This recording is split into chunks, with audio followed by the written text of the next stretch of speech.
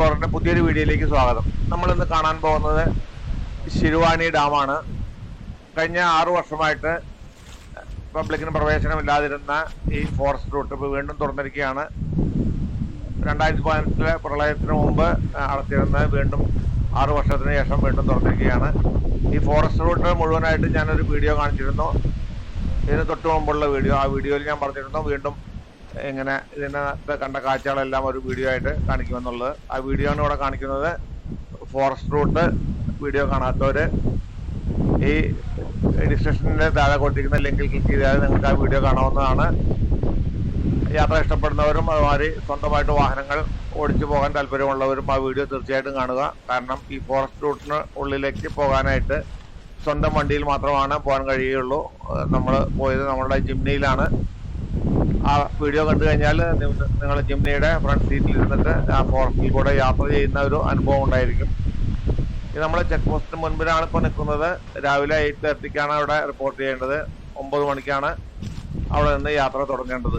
ഞങ്ങൾ അരമണിക്കൂർ മുൻപെത്തി. 8:30 അല്പം സമയമുള്ളതുകൊണ്ട് മാത്രം അവിടെ ചുറ്റുപാടും ഒന്ന് ചുറ്റിക്കറങ്ങി കാണുകയാണ്. ഭയങ്കര കാറ്റാണ് ഇവിടെ. നിങ്ങൾക്ക് ഈ ശബ്ദം കേട്ടാൽ തന്നെ അറിയും, കാറ്റിന്റെ ശബ്ദമാണ് കേൾക്കുന്നത്. ഇവിടെ വരെ എത്തിച്ചേർന്ന് തന്നെ നമ്മൾ വളരെ ഹെയർ പിൻ ബെൻഡ് കയറി വളരെ കുന്നിന് മുകളിലാണ് ഈ ചെക്ക് പോസ്റ്റ് തുടങ്ങുന്നവർക്ക് എത്തിയപ്പോൾ തന്നെ ഒരു കുന്നിലാണ് നമ്മൾ നിൽക്കുന്നത്. അതാണ് കാറ്റിന് ഇത്ര അധികം സൗണ്ട് ഉള്ളത്. ഇവിടെ വരെ മാത്രമാണ് സാധാരണ പബ്ലിക്കിന് വരാനായിട്ട് കഴിയുകയുള്ളൂ. ഈ ചെക്ക് പോസ്റ്റ് കടന്നിട്ട് ഞങ്ങൾ ഉള്ളിലേക്ക് കടന്നു. നമ്മളിപ്പോൾ നിൽക്കുന്നത് ഈ ഡാമിലേക്ക് പോകുന്ന വെള്ളം പോകുന്ന ഒരു അരുവി കണ്ടോ, അവിടെയാണ് നിൽക്കുന്നത്. ഇതുവഴി പോകുന്ന വെള്ളം ആ ഡാമിലേക്കാണ് പോകുന്നത്. അങ്ങനെ ഒരു നീരൊഴുക്കും വെള്ളത്തിന്റെ ശബ്ദമെല്ലാം കണ്ടപ്പോൾ ഞങ്ങൾ നിർത്തിയതാണ്. നമ്മളങ്ങനെ ഈ ചെക്ക് പോസ്റ്റ് കടന്ന് 10 കിലോമീറ്റർ ഉള്ളിലുള്ള ശിരുവാണി ഡാമിൻ്റെ അടുത്ത് എത്തിയിരിക്കുകയാണ്. ഇതാണ് ശിരുവാണി ഡാം. നമുക്കല്പം ഈ ഡാം ഒന്ന് കാണാം. ഡാമിൻ്റെ ഉള്ളിലേക്ക് നമുക്ക് കയറാനായിട്ട് പറ്റില്ല. ഇവിടെ ഒരു ഓഫീസുണ്ട്. ഇവിടെ 2 സെക്യൂരിറ്റി സ്റ്റാഫുണ്ട്. ഡാമിന്റെ ചുറ്റുമൊന്ന് നമുക്ക് കാണാം. ഇവിടുത്തെ വെള്ളം ഉപയോഗിക്കുന്നത് കോയമ്പത്തൂരിലേക്കാണ്. കോയമ്പത്തൂരിലെ സിറ്റിയിൽ മുഴുവൻ കുടിവെള്ളം ഉപയോഗിക്കുന്നത് ശിരുവാണി ഡാമിലാണ്. നമ്മൾ ഗൂഗിളിൽ സെർച്ച് ചെയ്താൽ തന്നെ ശിരുവാണി ഡാം എന്ന് സെർച്ച് ചെയ്താൽ തന്നെ കോയമ്പത്തൂരിൽ നിന്നാണ് കാണുക. പക്ഷേ ഡാം ഇവിടെയാണെന്നുണ്ടെങ്കിലും വെള്ളം ഉപയോഗിക്കുന്നത് കോയമ്പത്തൂർ സൈഡിലേക്കാണ്. ഇവിടെ ഒരു ടണൽ വഴിയാണ് അങ്ങോട്ട് വെള്ളം പോകുന്നത് കോയമ്പത്തൂരിലേക്ക്. നിങ്ങൾ വീഡിയോ ആദ്യമായിട്ട് കാണുന്നവരാണെങ്കിൽ സബ്സ്ക്രൈബ് ചെയ്ത് സപ്പോർട്ട് ചെയ്യുക. വളരെയധികം കഷ്ടപ്പെട്ടാണ് നമ്മൾ ഈ വീഡിയോ ഷൂട്ട് ചെയ്യാനായിട്ട് ഇവിടെ പോയതും. നിങ്ങളുടെ ഒരു സപ്പോർട്ട് കൂടിയേ തീരും നമുക്ക് ഇങ്ങനെ കൂടുതൽ വീഡിയോകൾ ചെയ്യുന്നതിന് വേണ്ടി. അതുകൊണ്ട് ചാനൽ സബ്സ്ക്രൈബ് ചെയ്യാത്തവരാണെങ്കിൽ സബ്സ്ക്രൈബ് ചെയ്ത് കാണുക. ഇവിടെ നിന്ന് നമ്മൾ ഇനി പോകുന്നത് കേരളമേട് എന്ന സ്ഥലത്തേക്കാണ്. വീണ്ടും ഇവിടെ നിന്ന് ഒരു 10 കിലോമീറ്റർ കൂടി നമ്മൾ ഡെൻസ് ഫോറസ്റ്റിൽ കൂടെ പോകേണ്ടതായിട്ടുണ്ട്. ഞങ്ങളിവിടെ പോയപ്പോൾ ആദ്യത്തെ വാഹനമായിട്ട് പോയത് ഞങ്ങളുടെ വാഹനമാണ്. അതുകൊണ്ട് തന്നെ ഞങ്ങൾ വളരെ ശ്രദ്ധിച്ചാണ് പോയത്. കാരണം പല മൃഗങ്ങളെല്ലാം മുമ്പ് ചാടുമോ എന്ന് പേടിയുണ്ടായിരുന്നു. ഇവിടെ അല്പം കൂടി കഴിഞ്ഞാൽ ഒരു ആദിവാസി കോളനി ഉണ്ട്. അവിടെ താമസിക്കുന്ന മിസ്റ്റർ അയ്യപ്പനായിരുന്നു ഞങ്ങളുടെ ഗൈഡ്. അദ്ദേഹത്തിന് ഇവിടെ നല്ല പരിചയമായിരുന്നു. അതുകൊണ്ട് തന്നെ ഞങ്ങൾക്ക് അദ്ദേഹത്തിൻ്റെ കൂടെ ആയതുകൊണ്ട് തന്നെ നല്ല ധൈര്യമായിരുന്നു. കാരണം 10-25 വർഷമായിട്ട് അവിടെ താമസിക്കുന്ന ഒരാളാണ് മിസ്റ്റർ അയ്യപ്പൻ. അയ്യപ്പനാണ് അവിടെ നിൽക്കുന്നത്. അങ്ങനെ അയ്യപ്പൻ്റെ കൂടെയാണ് ഞങ്ങൾ പോയത്. ഇത് നമ്മൾ ഡാമിൽ നിന്ന് താഴേക്ക് വെള്ളം വരുന്നതാണ് കാണുന്നത്. ഈ ഡാമിലെ വെള്ളം നമുക്ക് കേരളത്തിലേക്ക് ഉപയോഗിക്കാനായിട്ട് കഴിയില്ല. ഇവിടെ ഡാം ലീക്കായിട്ട്, പൈപ്പ് ലീക്കായിട്ട് വരുന്ന വെള്ളം മാത്രമാണ് ഇപ്പോൾ കാണുന്നത്. അല്ലെങ്കിൽ ഡാമിൻ്റെ കപ്പാസിറ്റി കഴിഞ്ഞാൽ ഓവർഫ്ലോ ആയിട്ട് തുടങ്ങിയാൽ ഡാം തുറക്കുമ്പോൾ മാത്രമാണ് നമുക്ക് ഇവിടുത്തെ വെള്ളം ഉപയോഗിക്കാനായിട്ട് കഴിയുകയുള്ളൂ. ഇപ്പോൾ വെള്ളം വരുന്നത് അല്പമൊക്കെ ലീക്കായിട്ടൊക്കെ വരുന്ന വെള്ളമാണ് ഈ കാണുന്നത്.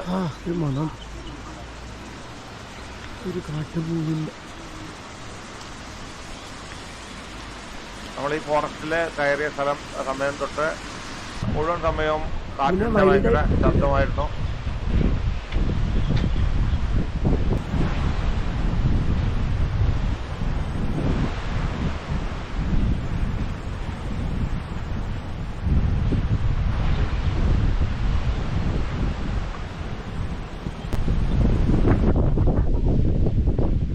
ഞങ്ങൾക്ക് ഇവിടെ ഈ ഫോറസ്റ്റ് സഫാരിക്ക് ആകെ സംഭവിച്ചത് ഞങ്ങളുടെ ദേഹത്തേക്ക് ഒരു പാമ്പ് വീണതാണ്. വളരെ വിഷമുള്ള ഒരു പാമ്പ്. പോകുന്ന വഴിക്കാണ്. നമുക്ക് ഈ വീഡിയോന്റെ അവസാന ഭാഗത്ത് കാണാവുന്നതാണ്. ഇതാണ് ശിരുവാണി ഡാം. നമ്മൾ ശിരുവാണി ഡാമിന്റെ മറ സൈഡിൽ എത്തിയിരിക്കുകയാണ്. ചുറ്റി വളഞ്ഞ് നമ്മൾ നേരത്തെ കണ്ടത് ഫ്രണ്ട് ഗേറ്റ് ആണ്. കേരളത്തിൽ നിന്ന് വരുമ്പോൾ ഇത് രണ്ടാമത്തെ ഗേറ്റ്. തമിഴ്നാട് ഭാഗത്തു നിന്ന് റോഡുണ്ട്. തമിഴ്നാട്ടിൽ നിന്ന് വരികയാണെങ്കിൽ അവർക്ക് ഇത് കാണാവുന്ന ആദ്യത്തെ ഗേറ്റ് ഇതാണ്. നമ്മൾക്ക് കാണുന്നത് ഇത് രണ്ടാമത്തെ ഗേറ്റ്. ഇവിടെ ഞങ്ങൾ അല്പനേരം ഇരുന്ന് ഈ ഡാമിന്റെ കാഴ്ചകളെല്ലാം കണ്ടു. വളരെ മനോഹരമായൊരു ഡാമാണിത്.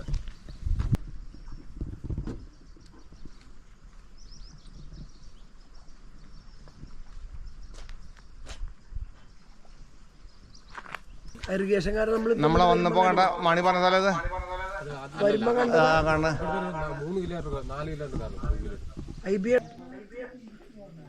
ഞങ്ങളങ്ങനെ കേരളമേട് ചെക്ക് പോസ്റ്റിനടുത്തെത്തി.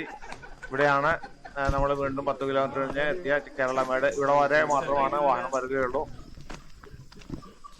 ഇത് മൊബൈലുമായിട്ട് ഇത് പോണോ സാർ? സാറിന് പോണമെങ്കിൽ പോയാൽ മതി. ഞാനില്ല, സാറ് പോകും. അതെയാ? ഇവിടെ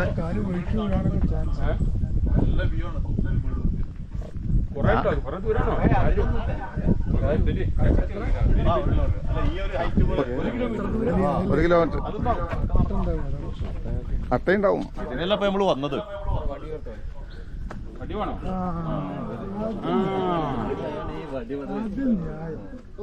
സ്ലിപ്പ് ആവണ്ട് നോക്കണം കേട്ടാ.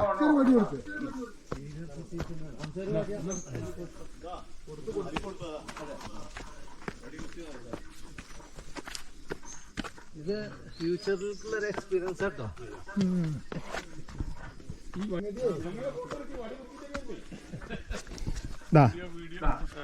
സംഗതി വടിയാണ്. വടി കുത്തി വരുന്നത് സുഖം കിട്ടും.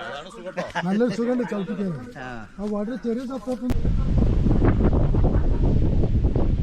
ഞാൻ കഴിഞ്ഞ വീഡിയോയിൽ പറഞ്ഞ പോലെ ഞങ്ങളുടെ വാഹനത്തിന് തൊട്ടുപുറകെ ഒരു ടെമ്പോ ട്രാവൽ വന്നിരുന്നു. പട്ടാമ്പിയിൽ നിന്നുള്ള കുറച്ച് പേര്, ഒരു 11 പേരുണ്ടായിരുന്നു.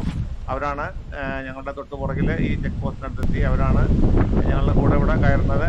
വളരെ ബുദ്ധിമുട്ടുള്ള ഒരു ട്രക്കിംഗ് ആണിത്. 1.5 കിലോമീറ്റർ ആണെങ്കിൽ കൂടി ഈ മണ്ണാണ്, ചീപ്പായി വീഴും, ചെളിയുണ്ട്, അമാതിരി അട്ടയുണ്ട്. വളരെ സ്റ്റീപ്പായിട്ടുള്ള കയറ്റമാണ്. അവിടെ കയറുന്നതിന് വേണ്ടി തന്നെ അവര് കുറെ വടി അവിടെ വെട്ടി വെച്ചിട്ടുണ്ട്. ആ വടി കുത്തി അല്ലാതെ നമുക്ക് നടക്കാനായിട്ടും കയറാനായിട്ടും കഴിയുകയില്ല.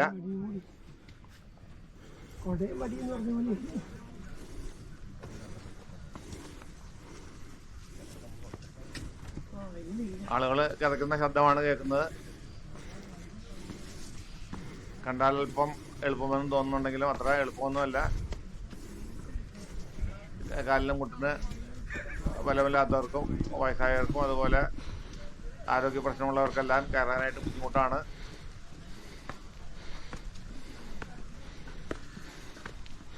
ഇവിടെ നിന്ന് കയറിയാൽ കേരളമേട് എന്ന ഒരു കുന്നിന്റെ മുകളിലേക്കാണ് നമ്മൾ കയറുന്നത്. അവിടെ നിന്ന് നോക്കിക്കഴിഞ്ഞാൽ കോയമ്പത്തൂർ കാണാൻ കഴിയും. അതുപോലെ ഒരു സൈഡ് മുഴുവൻ തമിഴ്നാടാണ്.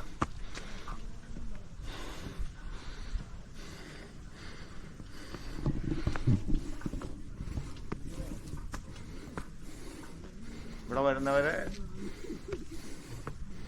ആരോഗ്യ പ്രശ്നം ഒന്നുമില്ലെങ്കിൽ മാത്രം കയറാനായിട്ട് ശ്രമിക്കുക.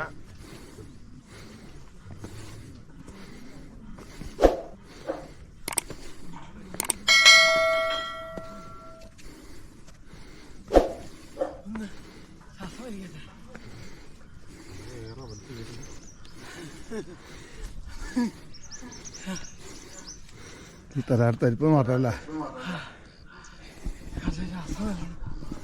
ലങ്സ് പണിയെടുക്കട്ടെ.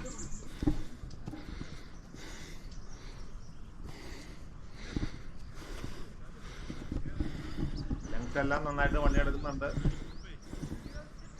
നല്ലപോലെ വായു വലിച്ചു കയറണം.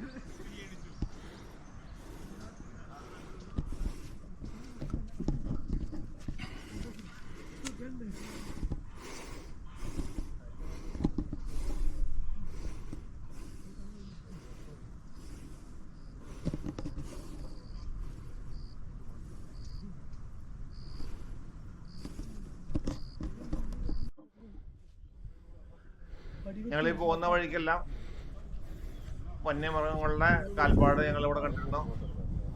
ആ അവിടെ നിന്ന് എടുക്കാം.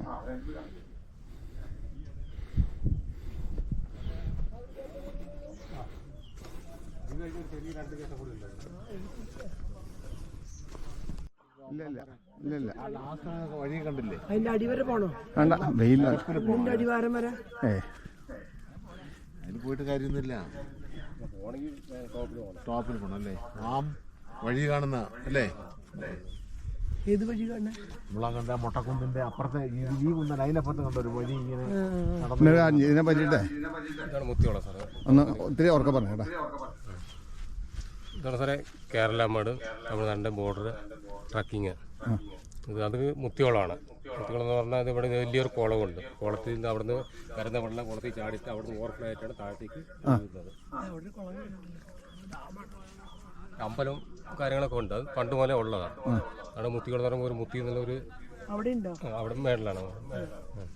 ആ ട്രക്കിംഗ് ഉണ്ട് 12-13 കിലോമീറ്ററോളം ഇവിടെ മെയിൻ റോട്ടിൽ നിന്ന്. അതിപ്പോൾ അങ്ങോട്ട് അലോഡില്ല. ഇല്ല. ഇവിടെ ഇപ്പോൾ നമ്മൾ കണ്ട കാട്ടുപോത്തിന്റെ കാട്ടുപോത്തിന്റെ കാൽപ്പാട സാർ.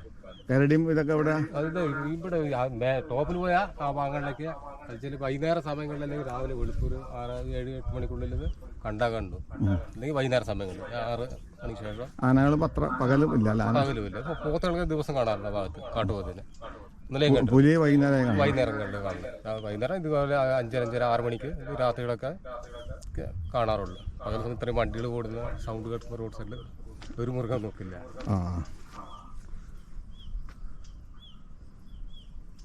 ഇവിടെ പണ്ട് 1940 കാലഘട്ടത്തിൽ ഒരു പ്ലെയിന് തകർന്നു.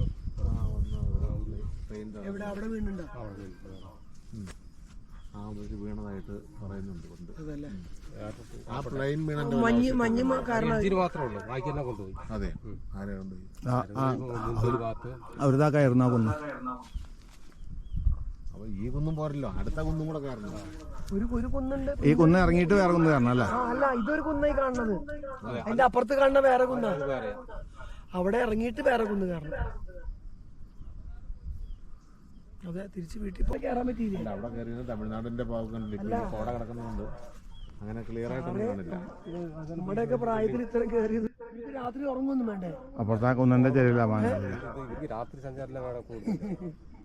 രാത്രിയാണല്ലോ അവരുടെ.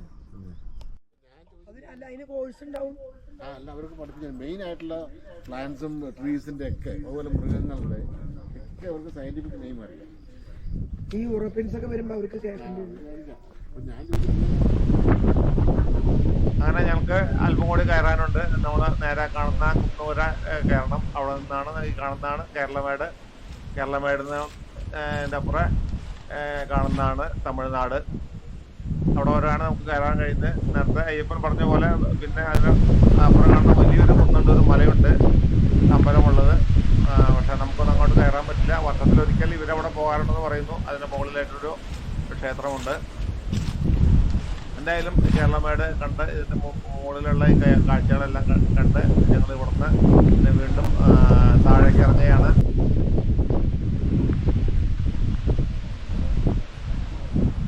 ഇവിടെ വന്ന് കാണാത്തവരെല്ലാം തീർച്ചയായിട്ടും ഈ വീഡിയോ കണ്ട് കാര്യങ്ങൾ മനസ്സിലാക്കുക. അല്പം കൂടിയൊക്കെ സമയം കഴിഞ്ഞ് കഴിഞ്ഞാൽ നമുക്ക് നമ്മുടെ സ്വന്തം വാഹനത്തിലേക്ക് കൊണ്ട് വരാൻ കഴിയില്ല. ഫോറസ്റ്റിൻ്റെ അവർ അറേഞ്ച് ചെയ്യുന്ന വാഹനങ്ങളിൽ ഇങ്ങോട്ട് വരാനായിട്ട് കഴിയുകയുള്ളൂ. ഇപ്പോൾ 6-7 വർഷത്തിന് ശേഷം തുറന്നുകൊണ്ട് ഇപ്പോൾ നമ്മൾ സ്വന്തം വാഹനത്തിൽ ഇവിടെ വരാൻ കഴിയും. നമ്മളങ്ങനെ ഇറങ്ങി താഴെ വീണ്ടും ഇറങ്ങിയിട്ട് ഇവിടെ അല്പം കൂടി മുന്നോട്ട് നടന്നപ്പോൾ കാണുന്നത് ഫോറസ്റ്റിൻ്റെ ഒരു ചെക്ക് പോസ്റ്റ്, തമിഴ്നാട് ഫോറസ്റ്റിൻ്റെ ഒരു ബിൽഡിംഗ് ആണ്. പക്ഷേ ഇവിടെ അവരിപ്പോൾ ഫങ്ഷൻ ചെയ്യുന്നില്ല. കാരണം ഇവിടെ ഇതിനകത്ത് വെള്ളം ഇല്ലാത്തതുകൊണ്ട് അവരിവിടെ ഉപയോഗിക്കുന്നില്ലെന്നാണ് പറയുന്നത്. നമ്മുടെ കേരളത്തിലെ പോലെ തന്നെ ഈ റോഡ് നേരെ ഓപ്പോസിറ്റ് പോകുന്നത് തമിഴ്നാട്ടിലേക്കാണ്, കോയമ്പത്തൂരിലേക്കാണ് ഈ റോഡ് അങ്ങനെ പോകുന്നത്. ഞങ്ങളങ്ങനെ ഇവിടുന്ന് വീണ്ടും യാത്ര ചെയ്യുകയാണ്. നമ്മൾ തിരിച്ചിട്ട് നടന്നു പോകുന്നത് ഈ ടണല്, വെള്ളം പോകുന്ന ടണലുള്ള ഭാഗത്തേക്കാണ്. 1 കിലോമീറ്റർ ഉള്ളിലേക്ക് പോകണം. അല്പം ഇറങ്ങിയതിന് ശേഷം അതുകൂടി നമുക്കൊന്ന് കാണാം.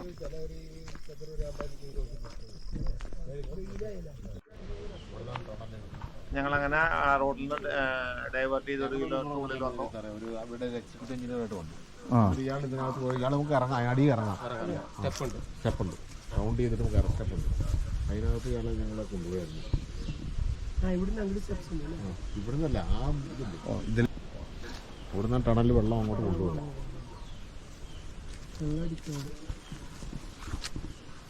ഇവിടെയാണ് വാഹനം നിർത്തിയിരിക്കുന്ന സ്ഥലത്താണ് ഞങ്ങൾ വന്ന്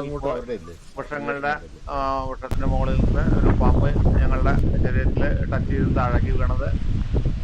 നിങ്ങൾക്കിപ്പോൾ ആ പാമ്പിനെ കാണാം. വളരെ ഉഗ്ര വിഷമുള്ള പാമ്പാണെന്ന് പറയുന്നു. ടണലാണ് സാർ, ഇവിടെയാണ് ടണൽ തുടങ്ങുന്നത്. ഇതിനടിയിൽ നിന്നാണ് ടണൽ തുടങ്ങുന്നത്.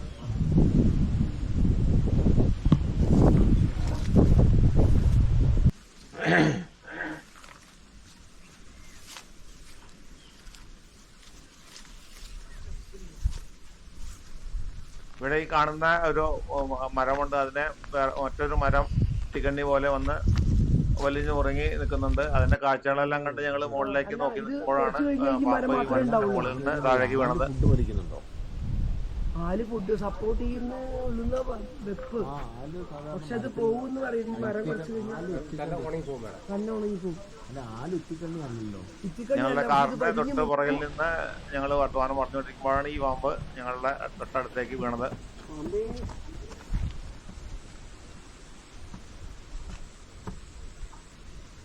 ഇതെന്ത് പാമ്പാണ്?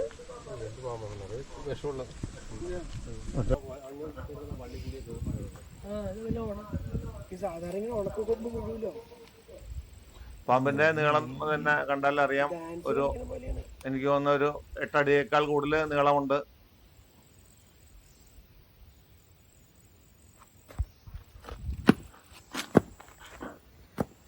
തട്ടിയിട്ട് അനങ്ങണില്ല അല്ലേ? അവർക്കിതൊന്നും അതെ ഞങ്ങളുടെ സ്ഥലത്ത് നിങ്ങൾ അതിക്രമിച്ചെന്ന്. അവരുടെ സ്ഥലത്ത് നമ്മൾ അതിക്രമിച്ചത്. ഡാൻസ് ചെയ്യാണ് ബാൻഡ്.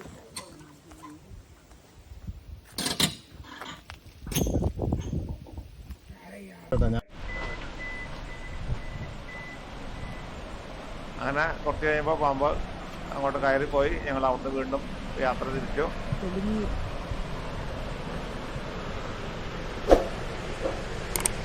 വീഡിയോ സബ്സ്ക്രൈബ് ചെയ്യാൻ ഒരിക്കൽ കൂടി ഓർമ്മിപ്പിക്കുന്നു. ഡാമിലേക്ക് പോകുന്നല്ലേ വെള്ളം? ഞാൻ ഈ വീഡിയോ ഇവിടെ വൈൻഡപ്പ് ചെയ്യുകയാണ്. അടുത്ത വീഡിയോയിൽ മറ്റൊരു ഫലമായിട്ട് നമുക്ക് വീണ്ടും കാണാം. വീഡിയോ കണ്ട എല്ലാവർക്കും നന്ദി.